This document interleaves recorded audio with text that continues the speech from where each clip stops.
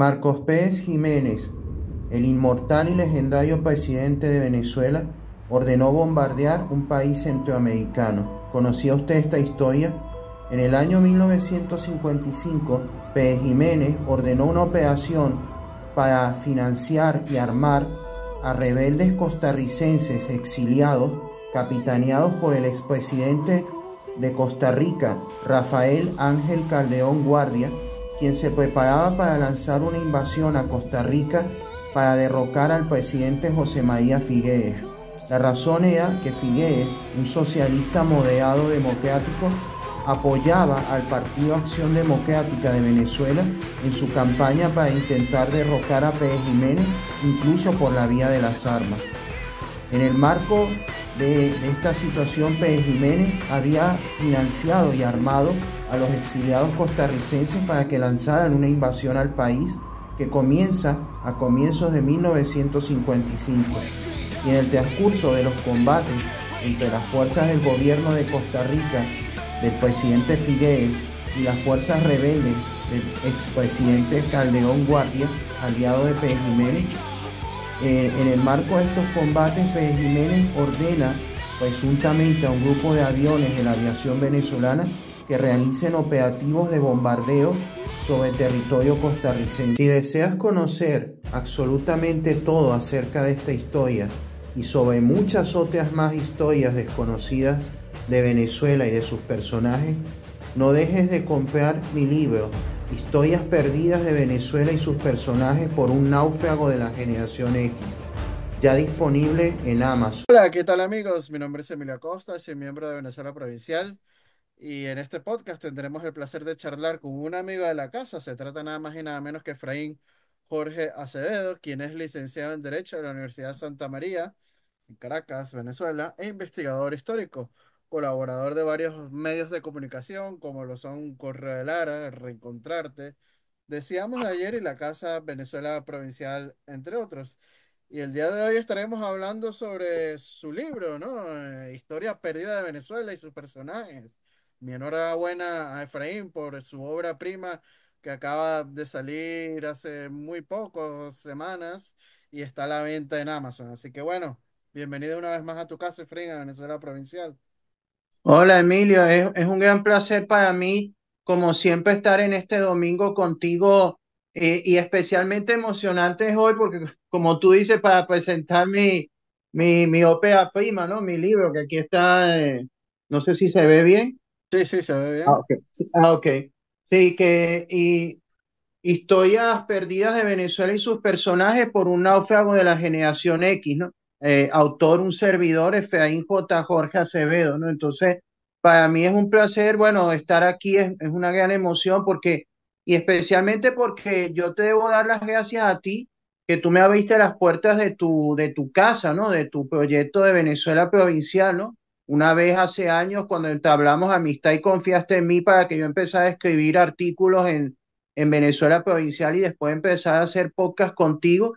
Y entonces gracias a eso también pude conocer a Luis Alberto Peoso Padua, ¿no? De Correo de Lara, ¿no? El editor, nuestro Un buen amigo en común saludo. y editor.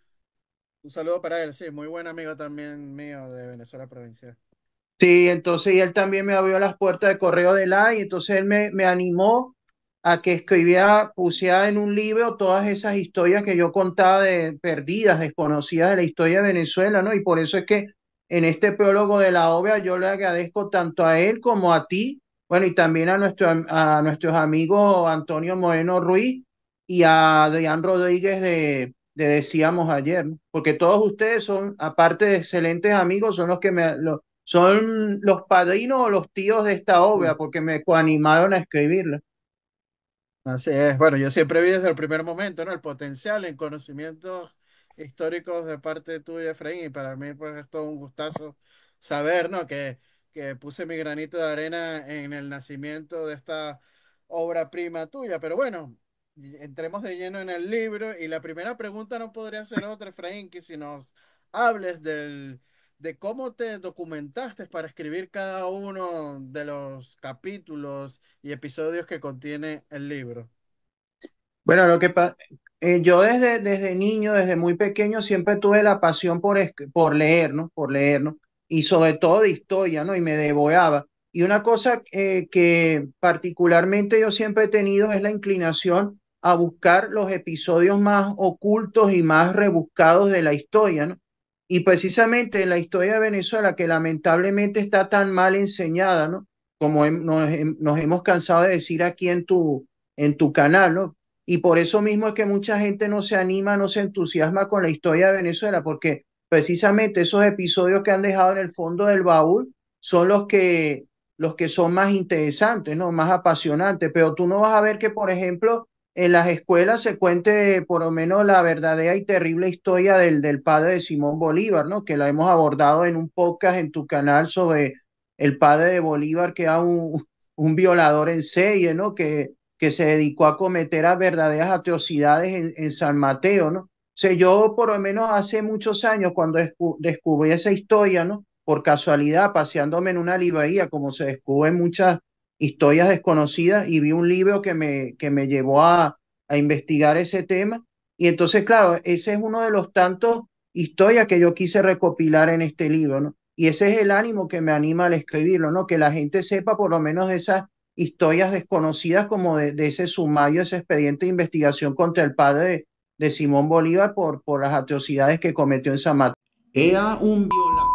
El padre de Simón Bolívar, el padre de Simón Bolívar fue Juan Vicente Bolívar y Ponte, un rico y poderoso terrateniente perteneciente a la élite blanca criolla de la provincia de Venezuela. En su feudo se encontraba el pueblo de San Mateo, fundado por su familia, y a ese pueblo llegó en el año 1765 el obispo de Venezuela, Diego Antonio Díez Madroñero, un hombre nacido en Talarrubias, Extremadura, en la España peninsular. El obispo estaba recorriendo todas las parroquias de su diócesis en la visita pastoral, y al llegar a San Mateo se encontró con una gran sorpresa, y es que una humilde viuda llamada María Josefa Fernández se presenta ante el obispo para denunciar al terrateniente Juan Vicente Bolívar. La pobre señora denunciaba que el Bolívar había intentado poseer a sus 3 hijas, que las acosaba, y que a su segunda hija, llamada Margarita, el poderoso señor había intentado violar en la propia casa de la familia de la chica. Cuando el obispo interrogó a las hijas de la señora, ellas confirmaron lo dicho por su madre y contaron cosas peores. La hija mayor de la viuda, Jacinta, le contó al obispo que hacía algún tiempo había sido brutalmente violada por Juan Vicente Bolívar, que además la había obligado a ser su amante o esclava incluso después que ella se casó con otro hombre. El obispo abrió un expediente de investigación o sumario y descubrió con horror que no eran casos aislados. Juan Vicente Bolívar era un violador en serie, un depredador que había utilizado su poder y riqueza para abusar de decenas de niñas y mujeres del pueblo a lo largo de años. Sus víctimas eran mestizas, indias, negras y blancas pobres, indefensas ante el poder de un terrateniente que además era teniente de justicia mayor, por lo que podía meter a la cárcel a los familiares de las chicas y torturarlos para someterlas a su voluntad. El obispo escucharía escalofriantes relatos de muchas víctimas a las que el Bolívar les robó la inocencia con amenazas o la fuerza bruta, y a unas cuantas de las cuales las mantuvo retenidas en su enorme hacienda o finca en San Mateo, como era el caso de una india llamada María Juliana, que consiguió huir y pedir refugio al obispo madroñero. Si deseas conocer absolutamente todo acerca de esta historia y sobre muchas otras más historias desconocidas de Venezuela y de sus personajes, no dejes de comprar mi libro, Historias perdidas de Venezuela y sus personajes por un náufrago de la generación X, ya disponible en Amazon. Y como eso hay muchas historias desconocidas más, tanto de la época provincial como ya de la época independiente, ¿no? ¿Qué orden lleva el libro? ¿Está dividido en capítulos, en artículos o por fecha, o sea, entre más antiguos hasta más modernos? Háblanos un poco del orden cronológico que pueda tener el libro. Bueno, claro, los capítulos están escritos en principio como artículos, ¿no? Pero después yo, claro, para Ujú. convertirlos en un libro, yo le hice modificaciones, ¿no? Y esos artículos más o menos los adapté para convertirlos en capítulos, ¿no? Entonces tengo que son, al final quedaron 39 capítulos, ¿no? 39 capítulos, cada capítulo, por supuesto, cuesta un episodio histórico diferente, una historia diferente, ¿no? Y entonces, claro, para no hacerlo pesado, ¿no? Yo decidí hacerlo de manera aleatoria, ¿no? O sea, que pues, saltando época, o sea, no hay un orden cronológico, por lo menos en el capítulo uno cuento la historia del padre de Bolívar, ¿no? De estos terribles sucesos de los que él fue protagonista. Y el capítulo 2 voy a contar la historia que también abordamos aquí en tu canal de cuando Tucaca fue una colonia holandesa, por ejemplo. Otro episodio súper interesante, pero claro, que es anterior al suceso del padre de Bolívar. Y luego, por ejemplo, en el capítulo 3 cuento la historia de la invasión de Colombia a Venezuela, ¿no? Y de la invasión venezolana a Colombia que ocurrió a comienzos del siglo XX, ¿no? En la época de Cipriano Castro y que fueron unos episodios muy interesantes, ¿no? Entonces, de esa manera, yo pienso que es más ameno para el lector, ¿no? Que de repente un capítulo cuento sucesos del siglo XVIII, del siglo XIX, y el capítulo siguiente puede ser el siglo XX o viceversa, ¿no? Voy alternando episodios de hacia adelante y hacia atrás, pero no en un estricto orden cronológico. Y una cosa que sí me gustaría destacar es que para los amigos hispanistas, aunque no sean necesariamente venezolanos, este libro puede ser muy interesante porque varios capítulos se concentran en la etapa de las llamadas guerras de independencia, ¿no? De las guerras de secesión, ¿no? Y ahí se habla no solamente de Venezuela, sino colateralmente se habla de la actual Colombia, de Ecuador, de Perú, de Bolivia, y por supuesto tiene muchísimo que ver con España porque tiene que ver con el proceso en el que España perdió esos territorios y se desintegró el imperio español, ¿no? Entonces, de manera tal que aunque tú no seas venezolano, también te puede interesar mucho comprar este libro porque hay mucha información de personajes como Bolívar, como Sucre, y de los sucesos históricos de la misma independencia o secesión de Hispanoamérica. Interesante esto que nos cuentas, ¿no? Porque sabemos que este canal está dedicado a la historia hispánica, tanto de Venezuela como del resto de países hispanos. Y quería preguntarte por eso, ¿qué capítulos están dedicados a la época virreinal y de Venezuela o del mundo hispano en general, ¿no? Bueno, bueno, sí, es que hay mucho como Contando la época virreinal hasta la independencia o la secesión, hasta sí, 1830, digamos. claro, es que hay muchísimo. Bueno, por ejemplo, como te adelanté, el capítulo 2 donde se habla de cómo este episodio desconocido o poco conocido de cuando judíos holandeses de la isla de Curazao crearon una colonia en Venezuela, ¿no? La colonia holandesa de Tucacas, ¿no? O el episodio 5 por ejemplo, que habla de un juego de tronos en Venezuela, que es como yo denominé a la conspiración austriacista en Caracas, ¿no? Que habla de cuando el austriacismo trató de traer la guerra de sucesión española a Venezuela, ¿no? O el capítulo 6 que habla Simón, de toda esta polémica de Simón Bolívar y los títulos nobiliarios, ¿no? Donde aquí, por cierto, hay muchísima información, no solamente a propósito de esto, pero no solamente sobre el tema de los títulos nobiliarios en sí, sino que aquí se habla del tema del nudo de la maíz, ¿no? Que tú lo abordaste entonces se habla mucho aquí en Sí, este con don episodio. Antonio Herrera Bayán. Exacto, que yo aquí le doy crédito en el capítulo a las investigaciones que él hizo al respecto, ¿no? Bueno, entonces aquí, y bueno, y por lo menos los capítulos 10 11 12 13 están dedicados todos a lo que serían las campañas secesionistas en el sur, ¿no? Porque habla por lo menos del batallón Numancia, ¿no? De este batallón de venezolanos que sirvió a España, a los independentistas peruanos y después a la Gran Colombia Hay un episodio sobre la experiencia de Sucre en Bolivia, otro sobre la guerra entre la Gran Colombia y el Perú, que es muy interesante para los peruanos y todos los ciudadanos de los países que pertenecían a la Gran Colombia. Uno sobre un caudillo, un campeón venezolano en la guerra precisamente contra el Perú. Se habla de la República de Florida en otro episodio, ¿no? Este episodio rocambolesco de McGregor, mal llamado la República Bolivariana de Florida, ¿no? Que se explica ahí porque eso es un invento. Se habla en otro episodio del episodio de Miranda, cuando por su culpa un nieto de un expresidente de Estados Unidos casi estuvo a punto de ser ejecutado en Venezuela, ¿no? En la El, época pre- provincial. el presidente Sí, John Adams. exacto, el nieto del presidente John Adams.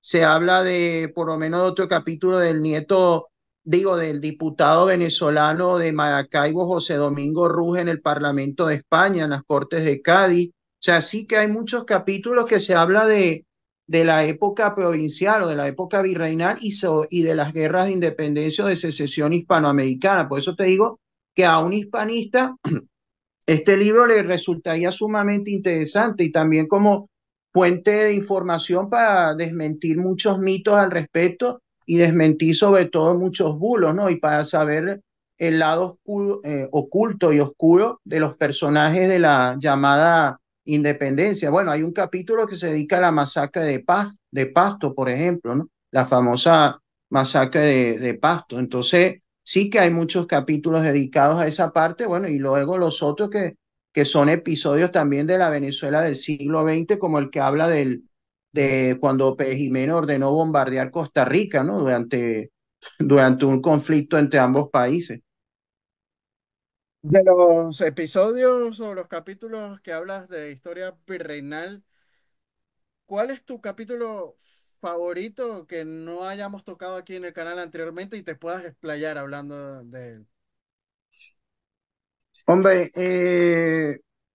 es que, bueno, por ejemplo, sí, es que hay mucho. Por ejemplo, el capítulo, me gustó mucho cómo me quedó el capítulo donde se habla precisamente de Simón Bolívar y toda esta polémica de los títulos nobiliarios, ¿no? Porque ahí hay mucha tela que cortar, ¿no? Y hay mucho que desmentir también. Entonces, porque ahí ha habido una distorsión, quizás por falta de conocimiento, por bulos que se han corrido, ¿no? De que Bolívar se subleva contra España porque le negaron un título nobiliario y tú y yo sabemos que no fue así, ¿no? Sino que eso fue un tema que vino en su familia desde la época de su abuelo, ¿no? Que fue su abuelo fue realmente el que compró los títulos nobiliarios, pero se los negaron a cuenta de toda esta polémica que hubo sobre el tema del origen desconocido de su bisabuela, ¿no? De quién fue la madre de su bisabuela, es decir, su tatarabuela, que es el famoso nudo de la maíz, ¿no? Y en este capítulo hago una explicación muy exhaustiva respecto al tema, ¿no? Las diferentes hipótesis, ¿no? Y entonces se habla de lo que dice este distinguido académico Herrera Bayán, ¿no? Entonces también yo creo que es importante como en el capítulo hablo de la guerra gran colombo-peruana, ¿no? Donde que fue la primera guerra entre dos repúblicas hispanoamericanas después ya de la secesión de España, ¿no? Y cómo esto fue en su mayor parte culpa de las ambiciones de Bolívar, ¿no? De los proyectos de Bolívar por querer consolidar esa especie de imperio bolivariano y convertirse en presidente vitalicio del Perú, ¿no? Y bueno, y entonces, y también desmitificando el capítulo que habla de la masacre de Pasto, yo creo que sería muy interesante también para los hispanistas, ¿no? Porque ahí doy información exhaustiva, ¿no? Y me explayo sobre el tema de esta terrible masacre que cometió en las tropas independentistas acaudilladas por Sucre, por Antonio José de Sucre, pero siguiendo órdenes de Bolívar en la ciudad de San Juan de Pasto, ¿no? Una terrible masacre que, bueno, que marca la historia y que todavía sigue siendo recordado con mucho dolor y mucho rencor en esa ciudad, como no podía ser de otra manera, ¿no? También interesante el capítulo donde se habla, por ejemplo, de toda esta mitología acerca de un Simón Bolívar pobre, ¿no? Que sabemos que nunca realmente fue pobre, ¿no? Y se explica el por qué. O el capítulo de Simón Bolívar y el comunismo entre signos de interrogación comunismo bolivariano, ¿no? Que aquí también hay que desmitificar muchas cosas con total objetividad para aclarar cómo el culto bolivariano fue instrumentalizado de manera perversa por el comunismo. Bueno, aunque ya de por sí mismo el culto bolivariano tiene bastante de perverso, ¿no? No, Pero bueno, cómo fue el culto bolivariano es transversal, lo vemos tanto en la izquierda como en la derecha, ¿no? Pero eh, paradójicamente la izquierda ha sido el poder hegemónico en los últimos años y lo ha tomado como bandera, ¿no? sí, bueno, y es bueno. Y también, bueno, por lo menos se habla también que lo abordamos aquí de los expresidentes de la Primera República de Venezuela que fueron ejecutados, ¿no? O fueron muertos durante la guerra de independencia. Hay un capítulo que le puse un título un poco jugando con el sarcasmo, ¿no? Que le puse el título Bolívar contra Briceño, la coñaza que pudo cambiar la historia de Venezuela, Que porque realmente tú publicaste un artículo hablando de eso, ¿no? sí, Yo en le Venezuela puse de provincial. título, yo le puse de título una pelea de mantuanos. Exacto. Bueno, pero yo le quise ser un poco cómico bueno, porque se corresponde con los hechos, ¿no? La coñaza que pudo cambiar la historia de Venezuela, ¿no? Porque Bolívar y Briceño, que fue el ideólogo de la guerra a muerte, antes de la guerra de independencia tuvieron una desaveniencia personal que terminó en una pelea de pandilla, ¿no? Cada uno acaudillando su propio grupo de esclavos, ¿no? Y eso es lo que se cuenta en este capítulo, cómo esa pelea callejera pudo haber cambiado la historia de Venezuela si Bolívar hubiera resultado muerto en esa golpiza, ¿no? En Sí, esa coñaza, ¿no? un problema, si mal no recuerdo, era por los lindes de unas tierras, ¿no? Sí, sí, porque Bolívar quería construir un callejón porque se Ujú. empeñó en hacer unos cultivos de añil, ¿no? En una de sus haciendas, la de San Francisco de Yaes, y entonces el otro, que también el otro tenía la mecha corta y era muy Por algo le problemático. decían el diablo, ¿no? El diablo El briseño. diablo egoísteño, exacto. Entonces se empeñó que tú no vas a hacer ese callejón porque eso pasa por mis tierras, que no sé qué. Entonces, y bueno, y ahí hasta que un día, bueno, Bolívar abriendo el callejón con sus esclavos, llega el otro con sus propios esclavos, y entonces se formó un zafarrancho ahí, como decían en criollo antiguo, y entonces los dos se cayeron a golpe, ¿no? Y salió a relucir una pistola por ahí, ¿no? Y todo eso, ¿no? Y entonces todo eso está aquí contado, ¿no? Es que son unas anécdotas muy sabrosas, ¿no? Como la de el episodio también donde se habla del trágico destino de la hija de Antonio José de Sucre, ¿no? Que a veces uno piensa que el karma de verdad es una cosa real, ¿no? Que es una cosa jodida, la única hija legítima de Sucre, bueno, aunque tenía muchos hijos ilegítimos, y cómo se sospecha que incluso pudo haber sido asesinada la niña, ¿no? Y cómo se cuenta eso ahí, ¿no? O, bueno, y a propósito también donde se habla el capítulo donde esa controvertida teoría de que la famosa intelectual francesa Flora Tristán pudo haber Ujú. sido hija bastarda de Bolívar, ¿no? Que Bolívar le podía haber comido el bistec a un amigo suyo peruano que estaba allá en Francia, entonces que la chica podía haber sido hija suya, ¿no? Entonces eso también se relata aquí en estas páginas de este libro, ¿no? O sea que hay muchas anécdotas que son realmente invaluables, ¿no? Y que son muy sabrosas. Y por eso yo invito a la gente que lo compre, porque son historias que tienen mucho morbo, ¿no? Que tienen mucho de aquello que entretiene, ¿no? A los que son, y no solamente a los que son apasionados de la historia como nosotros, sino a la gente que es curiosa en general y le dan morbo a las historias personales. Es interesante porque en este libro también te adentras no solo en la historia provincial, como lo has contado, ¿no? Sino también en la historia post secesión y en la del siglo XX, ¿no? Algo más contemporáneo.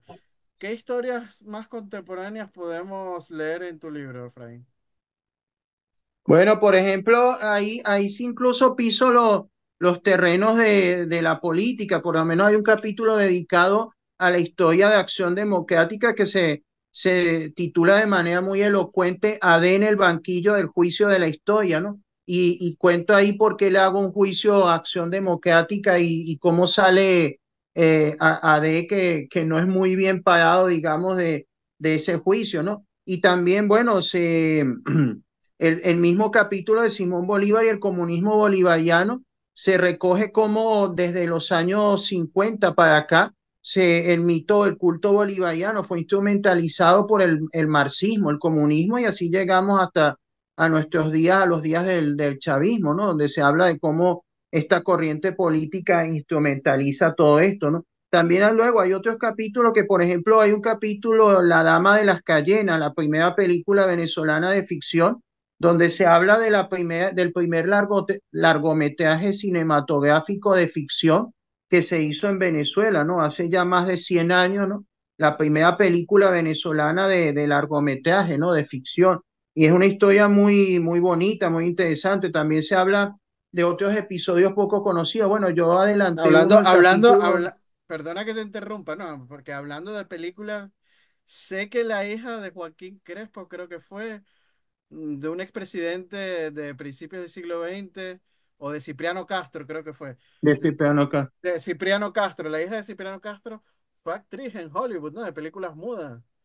Sí, sí. Ella fue actriz de cine mudo. Eso sí es verdad que no lo incluía en este libro. Ujú. Quizá lo incluía en un próximo libro, ¿no? En una continuación, una secuela, porque ese es un tema bastante que ahorita, por cierto, hay una polémica entre ciertos divulgadores históricos, ¿no? Porque hay unos que sostienen que la mayoría sostienen con mucho fundamento que sí, que es hija de Cipriano Castro, pero hay alguno por ahí que dice que no, ¿no? Entonces hay como una cierta polémica ahí prendida, pero sí, es oportuna la referencia, ¿no? Porque una hija de Cipriano Castro, del dictador, que gobernó Venezuela entre 1899 y 1908, bueno, que su hija haya sido actriz del cine mudo, ¿no?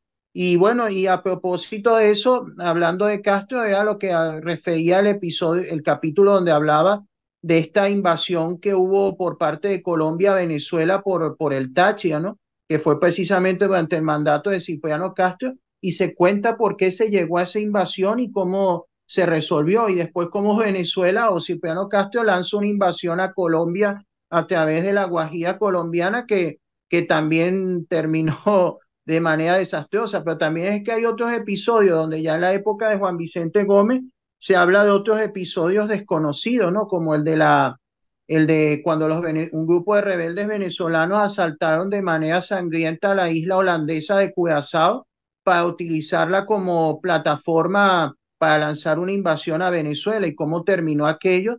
Y luego también una invasión mexicana a Venezuela, ¿no? Con mercenarios mexicanos también en la época de Juan Vicente Gómez, ¿no? Entonces son una Sí, que cantidad por de, cierto, yo sé que me enteré de este capítulo por ti y lo compartí con Eric de México antes de México y Eric no sabía la historia y le pareció fascinante. Si quieres hablarnos un poco más de esta historia para nuestros amigos mexicanos, que tenemos bueno, muchos sí, seguidores de ellos de México.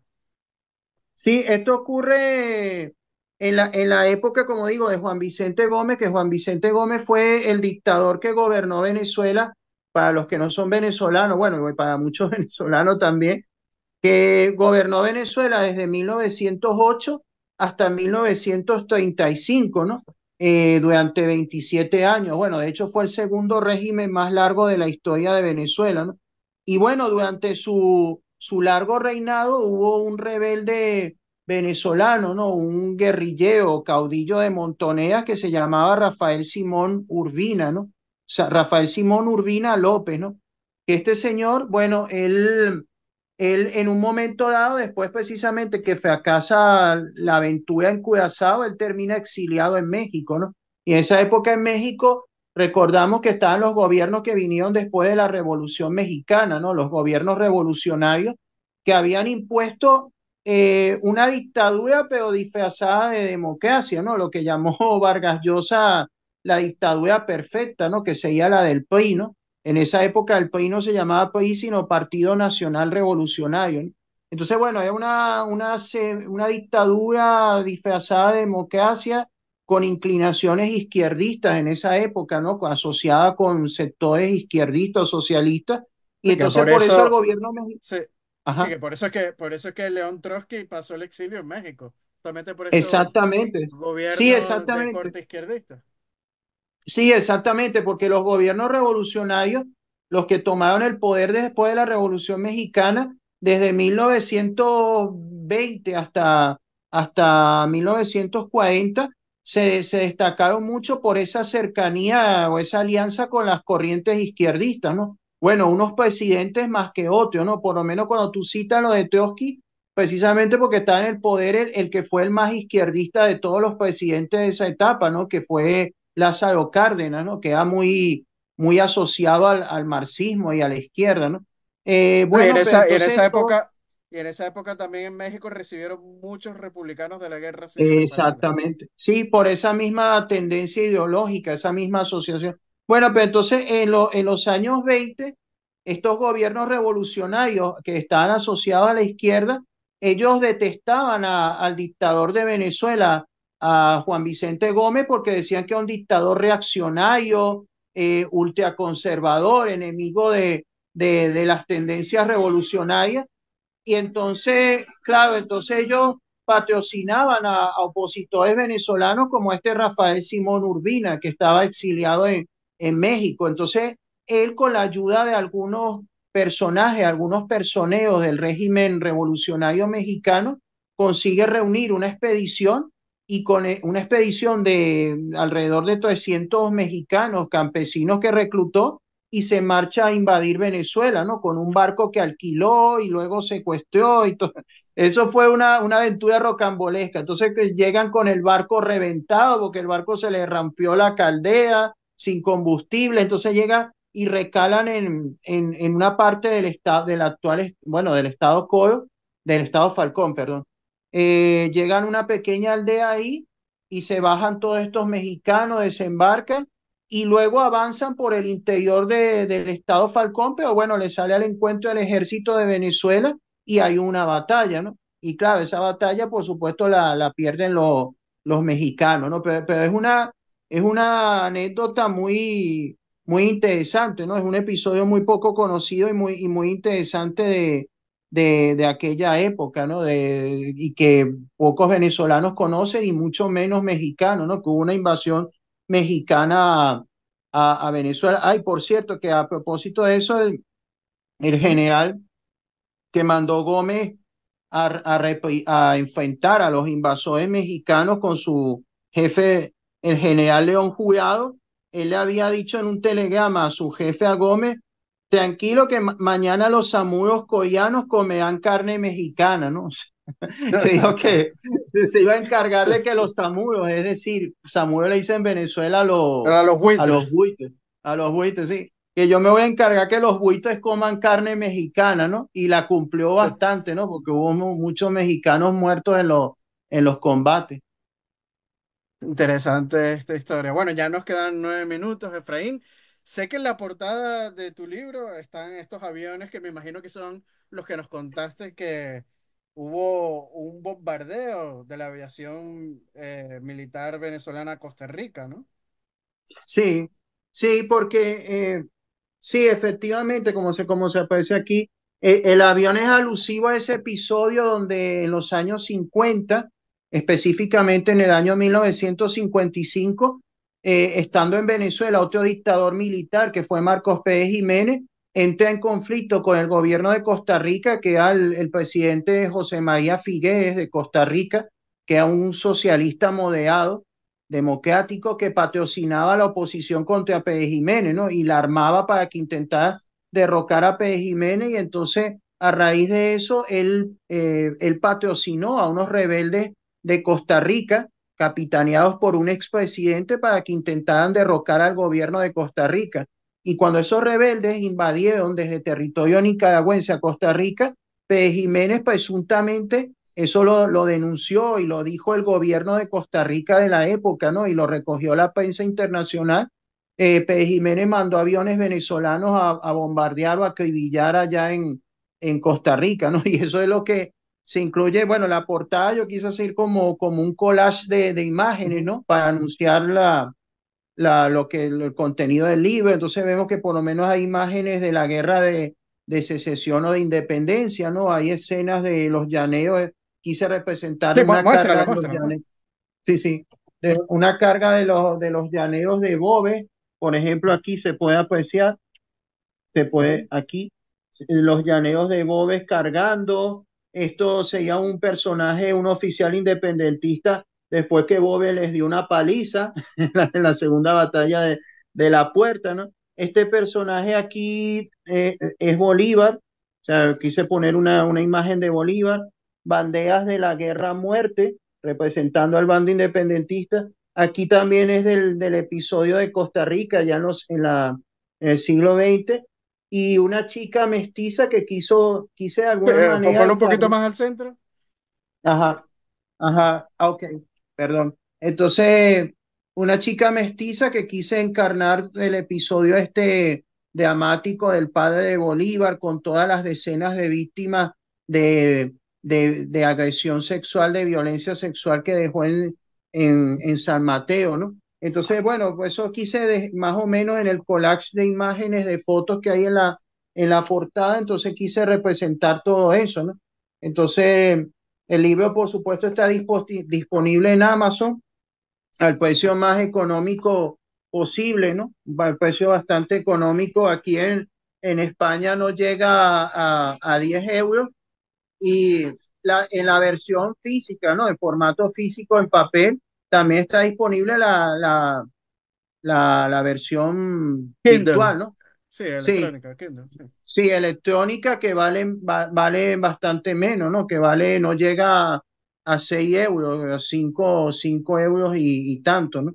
Entonces, bueno, claro, es un libro que yo espero que tenga éxito, no solamente por la parte económica, que también, ¿no? Porque vamos a ser sinceros que ahorita todos estamos, como decía un antiguo comediante en Venezuela, Mamandini, ¿no? Sino también pero también, no, pero fundamentalmente es porque quiero que la gente disfrute de esas historias desconocidas no solo de Venezuela, sino de Hispanoamérica, y de España, porque aclaré que en este libro habla mucho de la historia de España a través del imperio, ¿no? Y de las posesiones hispanoamericanas y de los procesos independentistas. Entonces, y bueno, y para que la gente encuentre todos esos episodios apasionantes de personajes que siempre debemos recordar que eran personas, seres humanos, obviamente, personas de carne y hueso que tuvieron sufrimientos, alegrías. Entonces, bueno, y aquí está todo un poco, ¿no? Se habla de todos esos episodios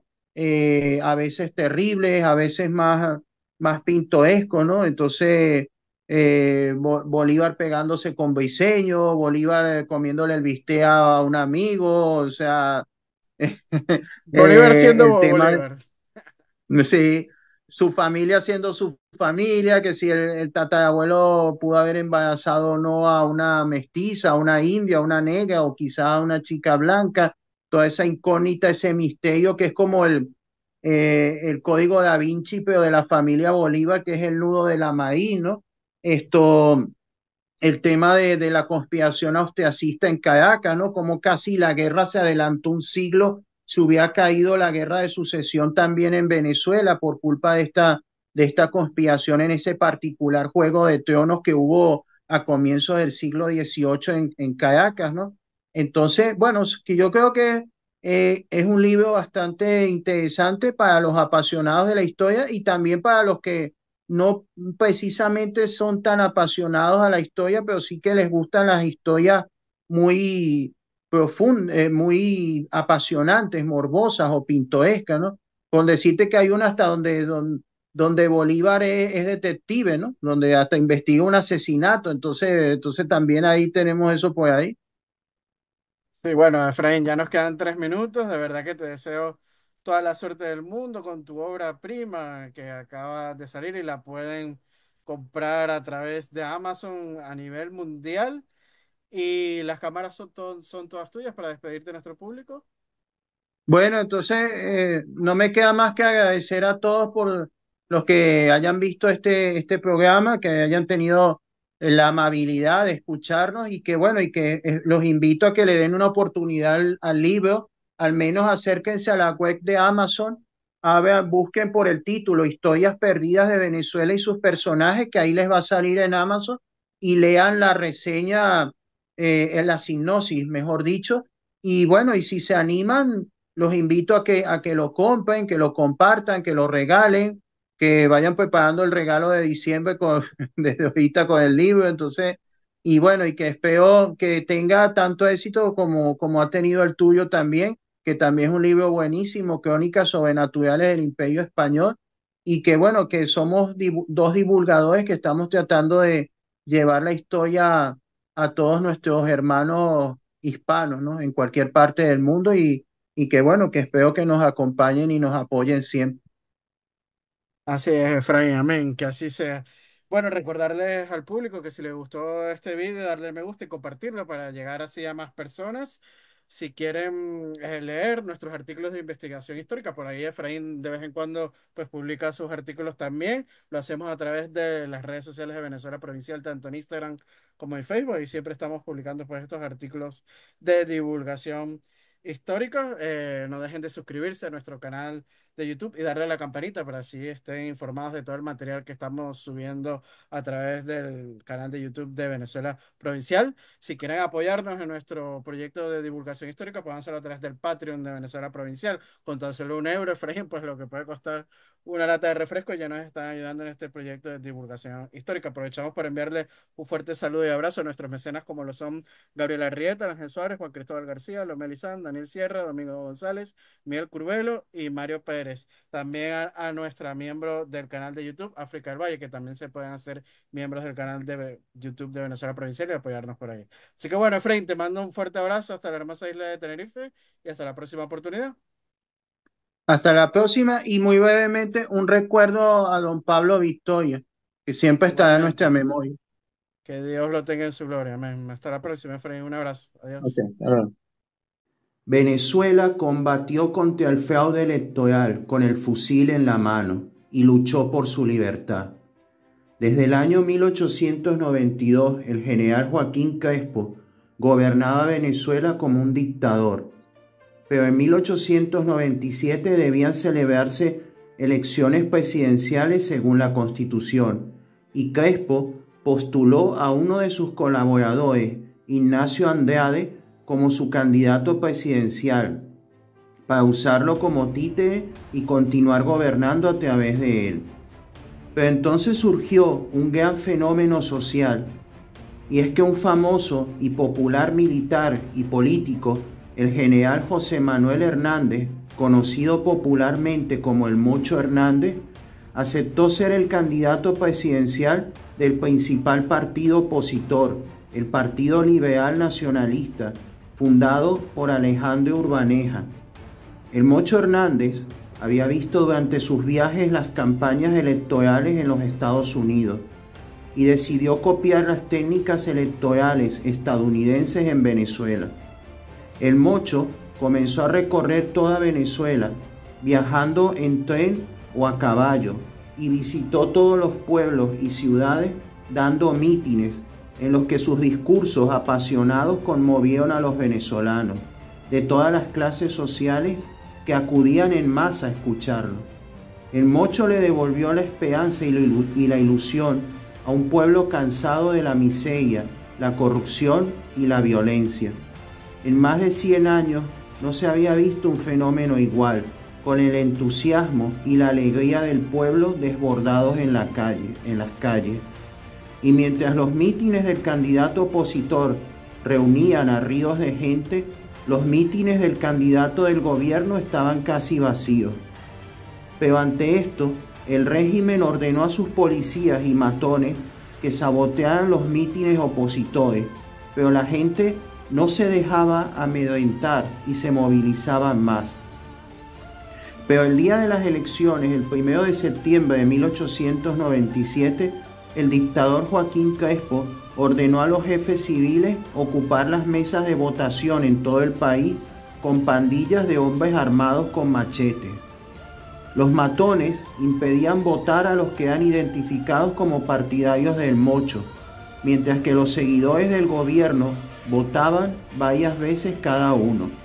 El Mocho no pudo votar en su propia mesa y terminó preso, y unos meses después se certificó el fraude electoral, cuando las autoridades proclamaron un resultado oficial insólito que nadie se pudo creer, y es que supuestamente el candidato del gobierno, Andrade, habría obtenido el 99,2% del total de los votos emitidos, mientras al Mocho Hernández solo le reconocieron el 0,60% de los sufragios. Después de tomar posesión como presidente, Andrade, el títere de Crespo, al Mocho le cambiaron la cárcel por arresto domiciliario, pero el Mocho Hernández consiguió escapar de Caracas y se dirigió al interior del país. El candidato opositor al que le habían robado las elecciones reunió a un grupo de partidarios y formó una guerrilla, con la que llegó a la hacienda de Queipa, cerca de Valencia, y allí, el 2 de marzo de 1898, el Mocho Hernández se levanta en armas e inicia la revolución de Queipa. Con su ejército rebelde, el Mocho comenzó la lucha contra el ejército del gobierno, comandado por el expresidente y dictador Crespo, y así estalló una breve pero encarnizada guerra civil, provocada por el escandaloso e indignante fraude electoral. En los sangrientos combates entre los guerrilleros opositores y los soldados gobierneros hubo muchas bajas en ambos bandos. En uno de esos combates, el de la Mata Carmelea, el 16 de abril de 1898, un francotirador rebelde disparó y consiguió dar de baja al dictador y expresidente Joaquín Crespo.